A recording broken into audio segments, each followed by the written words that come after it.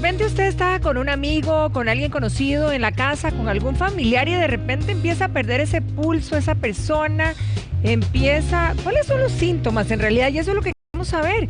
Una muerte súbita se puede presentar en alguno de nosotros. ¿Y cómo enfrentarla? ¿Cómo poder ayudar? Hoy el doctor Jorge Hospitalet justamente está con nosotros aquí para explicarnos. Doctor, muy buenos días. Buenos días. ¿Cuáles son esos síntomas, doctor? Bueno, es difícil a veces intentar explicar porque como su nombre lo dice, muerte súbita cardiovascular es algo que se presenta de manera no prevista, es algo súbito, rápidamente evoluciona. Normalmente las personas lo que pasa es que pierden el estado de conciencia, pierden el tono postural, si están de pie pues van a caer rápidamente al piso y por supuesto lo siguiente es que uno debería hacer una serie de valoraciones rápidas iniciales para saber cuál es el estado de esta persona.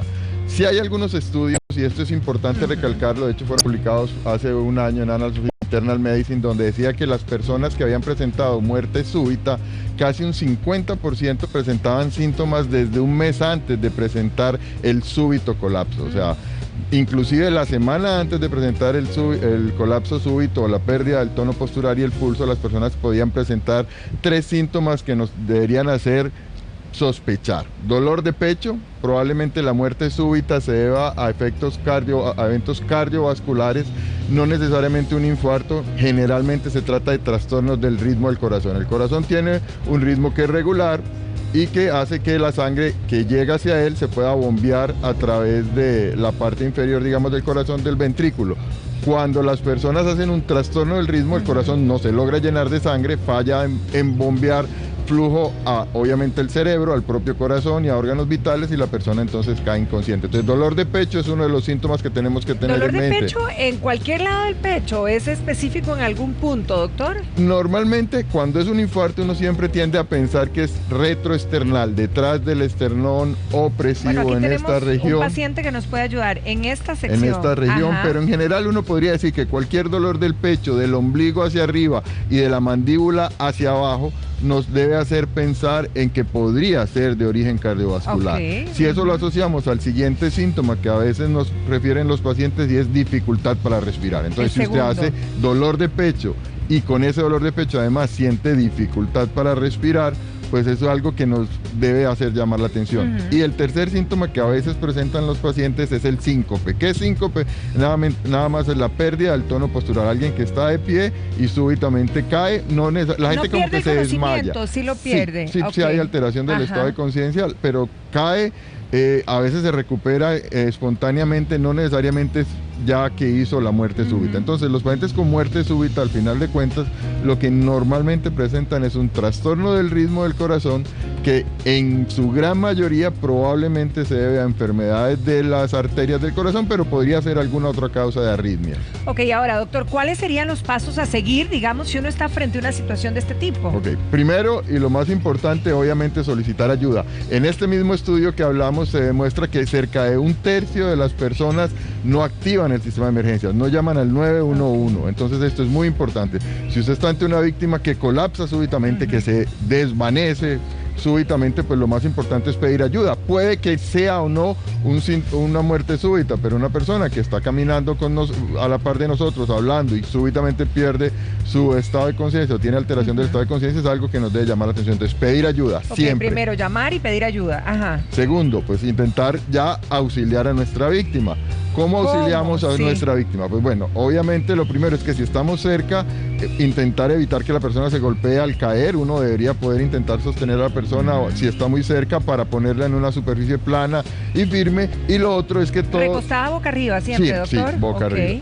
Y lo otro es que estos aparatitos sencillos que ahora prácticamente disponemos en muchos sitios, en los aeropuertos, en los centros comerciales, en los estadios de fútbol. ¿Qué es ese aparatito? Este aparatito se llama desfibrilador externo automático. Es un aparato que es hecho para personal que no es de salud. Mucha gente le tiene miedo a estos aparatos. Son esos que vemos en las películas que es como para resucitar. Exactamente. Esos que vemos en las películas que están en los hospitales, que son grandes, que tienen unas paletas que el médico tiene que presionar, pues se han hecho más sencillos para que personal no médico... Ok, como más caseros, pudiéramos decir. Exactamente, yo les digo que esto es desfibrilación para dummies, los libros estos famosos, que eso precisamente es eso, o sea, simplemente hay que saber escuchar, de hecho no hay que ni siquiera hay que saber mucho, ¿Y eso escuchar. ¿Cómo entonces se hace? súper sencillo, aunque hay cursos básicos de RCP y eso también es una medida importante, si el personal de la comunidad se organizara y llevara cursos de RCP y DEA, pues esto nos ayudaría en algún momento a salvar vidas mientras llega la ayuda avanzada. Ya activamos el sistema de emergencias, que es lo importante. Entonces, los desfibriladores externos automáticos, si vemos si traemos aquel un segundito, porque este es el estuche en que viene, tienen esta leyenda acá arriba, podemos retirar eso de ahí si quieres, donde nos dicen 1, 2, 3. A los 3 pasos, entonces, facilito. Es súper sencillo. Lo único que uno tiene que aprender con un DEA es encenderlo. Después el DEA le va diciendo qué hacer. Entonces aquí le dice, primero encienda, y eso es lo que debemos hacer, encender, y él nos va a hablar. Él nos va a dar todas las indicaciones de lo que... los electrodos en el pecho desnudo del paciente. Que aplique los electrodos en el pecho desnudo. El conector de los electrodos. Los electrodos tienen los dibujos de cómo se colocan, entonces no hay ninguna duda. Entonces, nada más sigue más o menos el dibujo y él le sigue diciendo hasta que lo hace. Entonces, aplique los electrodos en el pecho desnudo del paciente, lo colocamos de la manera más parecida, no tiene que ser idéntico, o sea, lo más parecido, y nos dice enchufe el conector. Aplique los electrodos. Enchufe el conector. Enchufado el conector. Una vez enchufado el conector, el DEA empieza un análisis interno para saber si el ritmo que está teniendo el paciente... Ok, ahí está midiendo el ritmo cardíaco. Ahí se dice, nadie está tocando. Probablemente alguien tocó al paciente, esto es un simulador.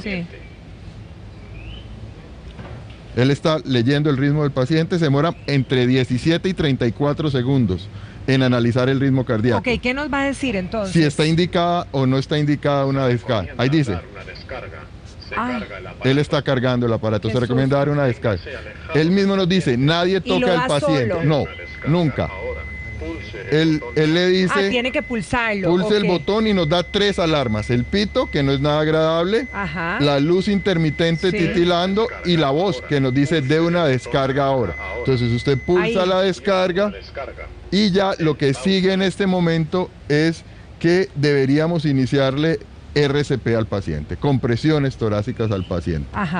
¿Cuándo debo utilizar un DEA? ¿Cuándo? Entonces esa es una pregunta importante. ¿Y si es lo mismo en niños y adultos? Ok, lo debo usar si la víctima está inconsciente y no respira, si yo soy personal que no es de salud. O sea, yo veo a una persona, cuando cae la toco, le hablo a ver si me responde, no me responde, e intento observar a ver si la víctima respira espontáneamente. Si la víctima no nos responde ni respira, si yo no soy personal de salud, tengo autorización de utilizar un DEA. Si yo soy personal de salud, lo que debo hacer después de ver que la víctima no responde es buscar pulso. Si no tiene pulso, entonces ya puedo utilizar un DEA. En niños y adultos, muy buena pregunta. Los desfibriladores externos automáticos tienen opción para desfibriladores pediátricos. Lo que cambia nada más es la energía. Esto, para explicarle de una manera muy sencilla, es como cuando tenemos una computadora que se nos pega y utilizábamos antes el botón de reset. Bueno, cuando hay un trastorno del ritmo del corazón, el corazón está completamente desorganizado y lo que hacemos es como intentar resetear el corazón con la electricidad. Entonces, en adultos da una energía específica y en niños da una energía mucho menor, que si hablamos de adultos normalmente son 200 joules en energía bifásica, si hablamos de niños en general son 50 joules en energía bifásica. Entonces, lo único que cambia para adultos y niños en los desfibriladores es el conector. Cuando yo tengo uno de niños, este conector por convención en general lo hacen de otro color, se pone rosado, inclusive algunos les hacen orejitas como si fuera un oso para saber que es pediátrico y el tamaño cambia. Ahora bien, si yo no tengo desfibriladores de niños y es un niño el que me cae inconsciente y estoy seguro de que ocupo utilizar el desfibrilador, yo podría utilizar uno de adulto. Lo que va a pasar es que le voy a pasar probablemente un poco más de energía que la que requiere, probablemente voy a tener un poco de quemaduras en la piel, pero puedo salvarle la vida al niño. Lo contrario no se puede. Si yo tengo solo un desfibrilador de niños y es un adulto, no va a funcionar porque ya dijimos, la cantidad de energía es muy baja para que funcione en un adulto. Excelente, doctor, nos quedó clarísimo. Esperemos no tener que ocuparlo, pero si lo tenemos que ocupar, ¿verdad? Estar preparados también. Sí. Muchísimo, dígame. Ya están en muchos sitios públicos, entonces es importante que sepan que están en algunos estadios, en centros comerciales, en todos los aeropuertos, entonces es importante que la gente pues pierda un poco el susto, temor está, a solicitarlo. Y está fácil, Sí. gracias a Dios. Muchísimas gracias, doctor. Que De pase un nada. feliz día.